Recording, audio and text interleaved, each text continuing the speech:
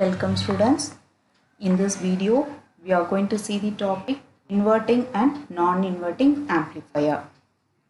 Before that we recall the operational amplifier.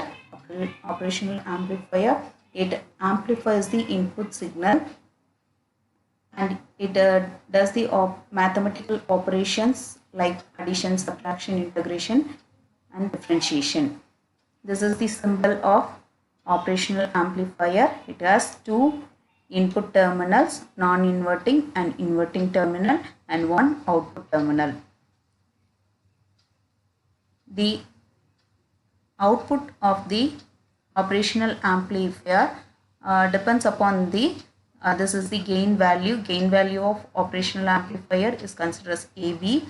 Then the output value is AV times of the difference between the input voltage. This is the open loop configuration. And next is the closed loop configuration. In closed loop configuration, there will be a feedback circuit. Feedback circuit is output is taken and given into the input. That is the feedback. So in feedback, there are two feedback circuits are there. One is positive feedback and negative feedback. Positive feedback means the output is taken and it is given in the non-inverting terminal. Then it is positive feedback. Negative feedback means the some percentage of output is taken and it is given in the inverting terminal. Then it is the negative feedback circuit. Positive feedback circuit, if we use positive feedback circuit, then it has some instability. In negative feedback circuit, it stabilizes the gain and it reduces the distortion. It increases the bandwidth and reduces the effect of variation in temperature and supply voltage in the operational amplifier. This is the inverting amplifier. Inverting amplifier, here the input of the operational amplifier is given to the inverting terminal in series with the input resistance and feedback resistance. The feedback resistance is connected between output terminal and the input inverting terminal, and the non-inverting terminal is grounded. This is the configuration of inverting amplifier. Now we are going to see the relationship between V0 and Vin. Before going into the topic, we are going to see one concept called virtual ground. So what does virtual ground means? We know consider this point, this terminal as V1 and this terminal as V2. Then the input to the operational amplifier is the difference between these two terminals. Okay, that is VD. VD is equal to V1 minus V2. That will be the input voltage of the operational amplifier. The output value of operational amplifier is V0 is equal to the gain value is considered as AV. The gain of the operational amplifier is considered as AV and into VD. From this we can write AV is equal to V0 by VD. For ideal operational amplifier, the gain value will be infinity. For practical cases, in last video we have seen that the value will be 10 power 5 to 10 power 6. It will be the highest value. It give the operational amplifier, the gain value will be very high. Okay, so for ideal operational amplifier, it will be infinity. When we get AV as infinity, when the denominator value is 0. Okay, so So VD will be equal to 0. So if we say VD is equal to 0, the equation, the voltage difference is V1 minus V2. Then we can say V1 minus V2 is equal to 0. Then it is V1 is equal to V2. We can obtain this relationship. V1 is equal to V2. For practical values, the VD will be very small value. So this value will be approximately equal to 0. If V1 is equal to V2 and this V2 terminal, okay, this non-inverting terminal is grounded. So the potential across this V2 will be 0. So that V1 also 0. Okay, so this potential across V1 also 0. This we can call it as virtually short circuited. The V1 is not practically short circuited, but we can say it is virtually short circuited. So this terminal is called virtual ground. So whatever the voltage in the V1 and V2 will be same. Okay, whatever the voltage in this both terminals, it will be same. So V2 is 0. So V1 also will be 0. From this, we are going to see the relationship between V0 and Vin. So again, the terminal V1, V2, the current flowing through the input resistance is input current In, and in the feedback part, we can say it is the feedback current. And from the ideal characteristics, the input resistance of operational amplifier is infinity. Okay, you can study that ideal characteristics in the last video. I will give that link in the description box. Okay, see that video. The ideal characteristics of operational amplifier input resistance is infinity. So the current flowing through operational amplifier is 0. Then we can give the relationship nodal equation I1 is equal to, that is In. Okay, In is equal to IF. From this we can write the nodal equation Vin minus V1 divided by Rin, which is equal to V1 minus V0 divided by Rf. Okay, this is the nodal equation. And previous slide we have seen that the voltage in the V1 point is 0 because of the virtual ground effect. Okay, so V1 is 0. Then we get Vin by Rn is equal to minus V0 by Rf. Then rearrange this equation, V0 by Vin. Okay, output voltage divided by input voltage. V0 by Vin is equal to minus Rf by Rin. Okay, feedback resistance divided by input resistance. So this V0 by Vin is the closed loop gain. So closed loop gain is equal to minus Rf by Rin. This shows that the gain value of the operational amplifier depends upon the feedback resistance and input resistance. If we change this feedback and input resistance value, we can get the desired gain value of the operational amplifier.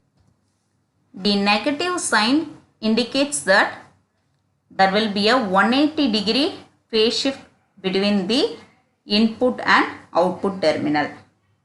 So that is the inverting amplifier. So whatever the input voltage you are giving, that will be 180-degree inverted in the output. Okay, so if you are giving a sinusoidal waveform, then it will get amplified and the output will be inverted. So this is the inverting amplifier. So we see here some example. So if we consider input resistance as 2 kilo ohm and feedback resistance as 200 kilo ohm with input voltage 2.5 millivolt, then find the output voltage value. For finding that value, first we have to find the closed loop gain value. The formula is minus Rf by Rin. Dividing the two values, feedback resistance and input resistance, you get minus 100. Then the output voltage equation is the gain value into the input voltage. So it minus 100 into 2.5 millivolt is equal to minus 250 millivolt. The input voltage 2.5 millivolt will be inverted. There is a minus sign, so it gets inverted and it is amplified to 250 millivolt. Inverting amplifier is applied, it is used as a phase shifter. It can be used in the application of integration. It is used in the balanced inverting amplifiers, and it is also used in the concept of mixers when there is radio frequency signals, and it is also used where there is a sensor that needs a inverting amplifier. Next is the non-inverting amplifier. So here in non-inverting amplifier, the input signal is given to the non-inverting terminal and the feedback is same. It is the negative feedback circuit. Only the input is given to the non-inverting terminal, and in the inverting terminal, here input resistance R1 and it is connected to the feedback resistance, and the feedback resistance is connected between the terminal, output terminal and the inverting terminal. Here consider this terminal as V1. Okay, this terminal voltage is V1. It forms a potential divider circuit. So the voltage across V1 can be written as R1 divided by total resistance, input resistance R1, voltage across the resistance R1 is going to be found. V1 is equal to R1 divided by the total resistance R1 plus Rf into the output voltage V0. This is the potential voltage divided rule. From this we can write the value V0 by Vin, which is equal to R1 plus Rf by R1. And previously we saw the virtual ground effect. Because of this virtual ground, the voltage in this terminal will be same as the voltage in this terminal. Okay, V2 will be equal to the V1. So the voltage in this terminal is the input voltage Vin. So V1 will be same as the Vin. So in this place of V1 we are going to substitute Vin. So V0 divided by Vin is equal to R1 plus Rf by R1. You can simplify this equation so that we can get the closed loop gain of non-inverting amplifier is 1 plus Rf by R1. So here also the closed loop gain depends upon the feedback resistance and input resistance.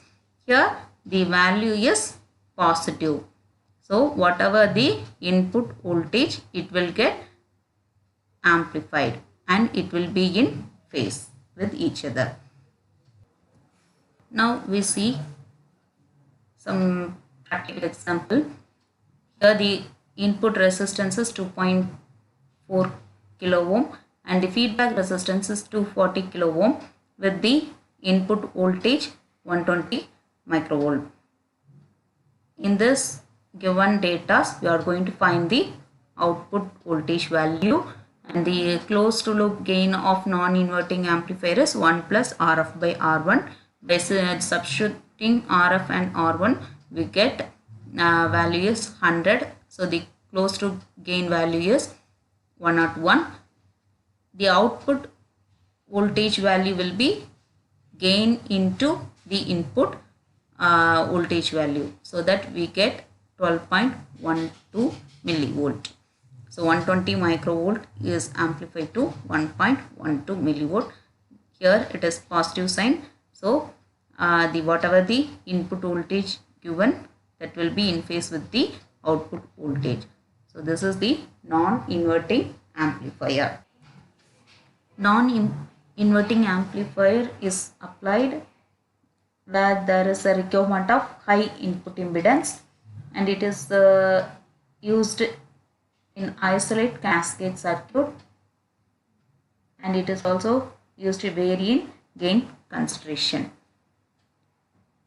Next, it is the sum of the comparisons of ideal inverting and non-inverting operational amplifier.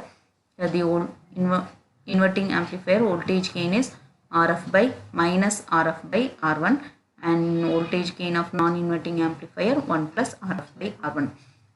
Here the for non-inverting amplifier, always the voltage gain will be greater than 1. The output of the inverting amplifier will be inverted with respect to the input signal, and for non-inverting there will be no phase shift. Here the input impedance will be same, is will be equal to the R1, depends upon the input resistance R1. And non-inverting terminal, the input impedance is very large. So in this video, students, we studied about the inverting and non-inverting operational amplifier. Go through the book, and in later videos we will study more application of operational amplifier. Thank you, students.